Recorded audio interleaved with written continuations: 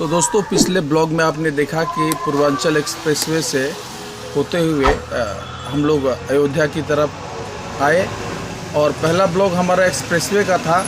दूसरे ब्लॉग में आज हम लोग हैं अयोध्या से ठीक 15 किलोमीटर पहले नंदीग्राम में।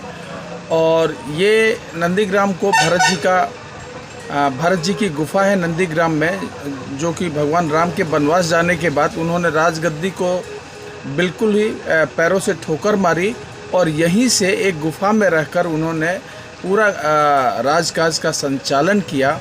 और उनके खड़ाऊ को प्रतीक मानकर कि भगवान राम ही यहाँ पर विराजमान हैं, पूरे अयोध्या का संचालन उन्होंने यहीं से किया था। आइए आपको दिखाते हैं कि वो गुफा कैसी है, जहाँ पे राजा भरत खड़ाऊ रखकर पूरा शासन का कार्य चलाते थे। कहा जाता है कि भरत जैसा भाई कभी हुआ नहीं। और ये जो नंदीग्राम है, यहाँ का जो वातावरण है, और ये सामने जो आप देख रहे हैं, कुछ माताएं जो हैं ये हरि कीर्तन कर रही हैं, राम नाम का हरि कीर्तन है। और ये ऐसा बताते हैं यहाँ के निवासी कि करीब 14-15 वर्षों से ये बिल्कुल बिना रुके हुए ये हरि कीर्तन चल रहा है। तो दोस्तों, कनक भवन में है हम लोग और यही वो भवन है, मेरे पीछे देख रहे हैं आप। यही वो भवन है जिसे कैकेयी माता ने सीता को मुँह दिखाई के रूप में दिया था। और अभी आरती होने वाली है, चलिए आरती में सम्मिलित होते हैं। शायद वीडियो नहीं बना पाए वहाँ पे, कोई बात नहीं, आरती में सम्मिलित होते हैं, फिर बाद में मिलते हैं आपसे, ठीक है। ये सामने कनक भवन, आइए। तो दोस्तों, जब भी आप अयोध्या आएँ तो कनक भवन में, जो कि माता सीता का ये महल था जिसे कैकेयी ने उन्हें भेंट स्वरूप दिया था, यहाँ पे शाम के समय में बड़ी ज़बरदस्त आरती होती है। काफ़ी श्रद्धालु जुटते हैं और इनका जो महल है काफ़ी भव्य है।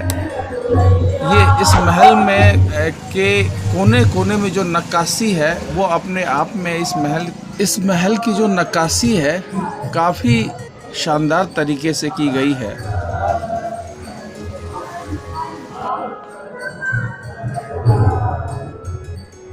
जय सिया राम, जय श्री राम।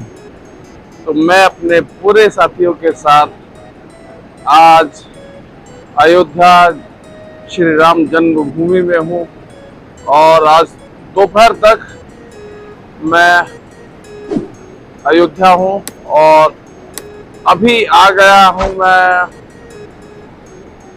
सरजू जी के तट पर, और जहाँ पर सरजू जी के जल को फिल्टर करके श्रद्धालुओं के लिए स्नान के लिए एक घाट का निर्माण किया गया है। बड़ा ही विहंगम दृश्य है यहाँ का।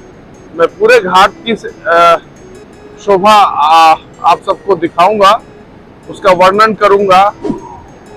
पूरा ये जो पूरा एरिया है पूरा राममय है।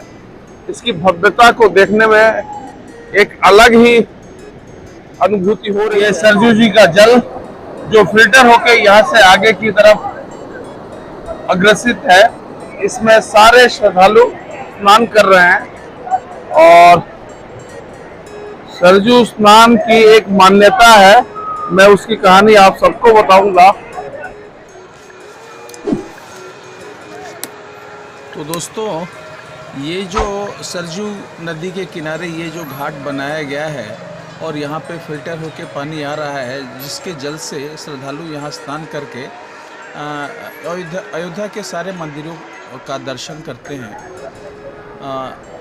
इसके दोनों तरफ जो घाट बने हुए हैं काफ़ी सुंदर हैं और दिवाली के मौके पर इसकी छटा अपने आप में अद्वितीय हो जाती है। और उत्तर प्रदेश के जो मुख्यमंत्री हैं योगी आदित्यनाथ जी, वो यहाँ पे दीप प्रज्वलन का कार्यक्रम करते हैं और यहीं से विश्व रिकॉर्ड भी बना है। मैं भी स्नान करके अब यहाँ से निकलूँगा और बगल में ही यहाँ से थोड़ी दूर पे ही बस इस घाट के बगल में ही एक चौक बनाया गया है हाईवे पर। जय श्री लता राम, मंगेशकर चौक। जय सरजू मैया की जय हो। हम लोग हैं सरजू मैया, सरजू नदी से जो जल फिल्टर होके आ रहा है और फिर यहाँ पर अयोध्या के किनारे बिल्कुल सरजू नदी के किनारे ही बहुत ही रमणीय घाट बनाया गया है। और घाट के अगल बगल काफ़ी देख रहे हैं आप, सीढ़ियाँ बनी हुई हैं और नहाने का बहुत ही उत्तम प्रबंध है। और सरजू घाट पर जल को फिल्टर करके एकदम साफ करके यहाँ पे नहाने लायक बनाया गया है। और इसकी गहराई ऐसी है कि बच्चा भी नहा सकता है, डूबने की कोई गुंजाइश है नहीं। तो हमने स्नान कर लिया है, लेकिन इस सरजू घाट की भी एक अपनी महिमा है।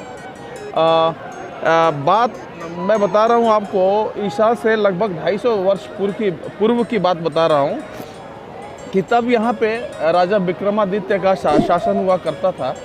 और एक बार वो बिल्कुल सुबह के समय में ब्रह्म मुहूर्त में घूमने के लिए निकलते हैं, सुबह भ्रमण के लिए।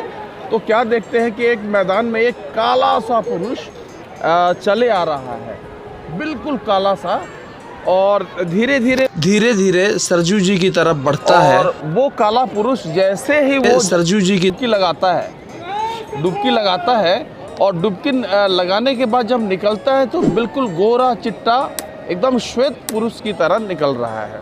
अब कौतूहलवश राजा अपने आप को रोक नहीं पाते हैं और जैसे ही पुरुष बाहर निकलता है राजा विक्रमादित्य पूछते हैं कि हे नाथ, आप हैं कौन? तो वो पुरुष कहता है कि मैं प्रयागराज हूँ और दुनिया में इतने पाप हो रहे हैं कि मेरा शरीर काला पड़ जाता है। उन पापों को मैं अपने ऊपर लेता हूँ और मेरा शरीर उन पापों से पूरा काला पड़ जाता है। और जब पाप मेरा शरीर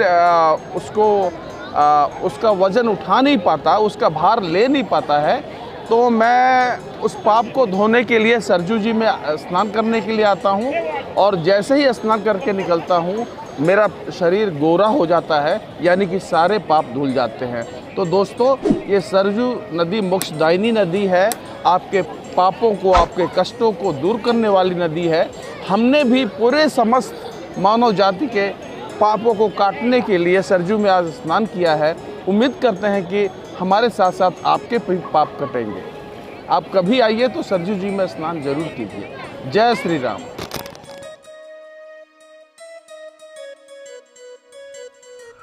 तो दोस्तों, अब हम लोग चलेंगे यहाँ से हाईवे पर, बगल में ही है, जहाँ पे भारत रत्न लता मंगेशकर जी की याद में इस चौक का निर्माण किया गया है।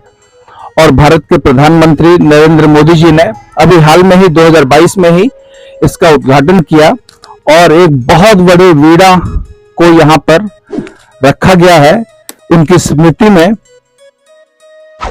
और यहाँ पे जब भी आप आएंगे तो ये वीणा जो है अयोध्या की सांस्कृतिक पहचान बनती जा रही है। और यहाँ पे बराबर लता मंगेशकर जी की इनके जो भी गाए हुए भजन हैं, मीरा के भजन या और भी कई भजन हमने तो देखा कि बराबर बजते रहते हैं। काफी अच्छा लगता है यहाँ पे जब आते हैं तो एक तरह से हम यहाँ पर आकर उनको श्रद्धांजलि भी अपनी अर्पित करते हैं। और अब हम लोग यहाँ से बाएं होते हुए धीरे धीरे हनुमानगढ़ी की तरफ चलेंगे। और उसके पहले आप अयोध्या शहर की गलियों को भी आप देखेंगे कि किस तरीके से अयोध्या शहर की संकरी गलियों को तोड़ तोड़कर 400, 500, 300 वर्ष पुराने मकानों को तोड़ तोड़कर उसे चौड़ा किया जा रहा है। क्योंकि आने वाले समय में अयोध्या एक सामान्य नगरी नहीं बल्कि ये हेरिटेज सिटी तो है ही, साथ में वर्ल्ड लेवल की सिटी हो जाएगी। और चलते चलते हम पहुंच गए हैं हनुमानगढ़ी। और हनुमानगढ़ी वो मंदिर है जिसमें हनुमान जी विराजमान है और भगवान राम नहीं ऐसा कहा था कि मेरा दर्शन कोई भी करे भक्त अगर, तो उससे पहले हनुमान जी का दर्शन करना आवश्यक है। इसलिए भक्त जब भी आते हैं अयोध्या तो सरयू जी में स्नान करने के बाद सबसे पहले हनुमानगढ़ी आकर और यहाँ प्रसाद चढ़ाकर हनुमान जी का आशीर्वाद लेते हैं और उसके बाद फिर वो रामलला के दर्शन करने के लिए जाते हैं। तो सीढ़ियों से चढ़ते हुए हम लोग मंदिर में आ चुके हैं। आप लोग देख रहे हैं कितनी भव्यता के साथ इस मंदिर का निर्माण किया गया है। मंदिर का एक एक कोना कितनी सुंदरता के साथ, कितनी भव्यता के साथ जिन कारीगरों ने इस मंदिर में कार्य किए होंगे उनको एक सैल्यूट तो बनता ही है। और यहाँ से एकदम बिल्कुल सामने से साक्षात आप भगवान का दर्शन करते हैं। यहाँ से दर्शन करने के उपरांत हम लोग सीढ़ियों से नीचे उतरेंगे और फिर करीब करीब 700-800 मीटर की दूरी है जो रामलला का मंदिर है। हालांकि वहां पे हम कोई रिकॉर्डिंग नहीं कर पाएंगे क्योंकि पूर्ण रूप से वर्जित क्षेत्र है। तो अभी भी वहां पे जो रामलला है टेंट में ही है और जो मंदिर है ठीक उसके बगल में बहुत बड़ा विश्व का सबसे बड़ा मंदिर बन रहा है। कई वर्षों से उसकी तैयारी चल रही है और अब हम अयोध्या की गलियों से होते हुए कुछ ही पल में मंदिर के आसपास पहुंचेंगे और ये देख रहे हैं कि गलियों के किनारे किनारे लोग ठेले पे कुछ कुछ सामान बेच रहे हैं, पूजा पाठ से संबंधित ही। और ये है अमावा राम मंदिर। अमावा राम मंदिर है जो पटना में महावीर मंदिर है, उसी की एक शाखा है जिसे कि राम रसोई के नाम से जाना जाता है। यहाँ पे रोज हजारों हजार श्रद्धालु आते हैं और एक समय का भोजन, दोपहर का भोजन उनका बिना किसी शुल्क चुकाए ही यहाँ पे करते हैं। और सारे श्रद्धालु भोजन करने से पहले खड़े होकर आरती होती है तालियों से और घंटों से लोग भोजन करने से पहले भगवान की आरती करते हैं और उसके उपरांत सबको स्वादिष्ट भोजन कराया जाता है।